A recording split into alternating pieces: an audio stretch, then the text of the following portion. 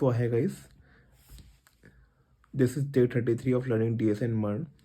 So in today I starting building a project, but I stuck at some part and I have no clue regarding this where I stuck. So I tried and attempt many times, but I still stuck, and I tried many approaches and asking some friends, but I'm unable to find the error.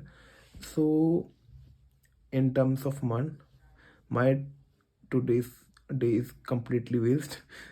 But talk about DSA, and DSA I solved two problems. One is word ladder something GFG POTD, and another one is LeetCode POTD. Find words between given a range and you have to find missing words.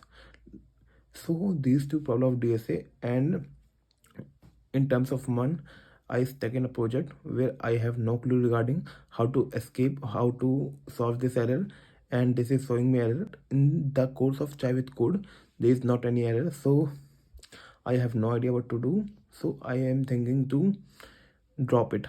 So I don't have any clue what I do now, because I watch first harassing videos, फिर watch Chai with Code videos, and now I stuck at that position where I don't have any clue what I do now.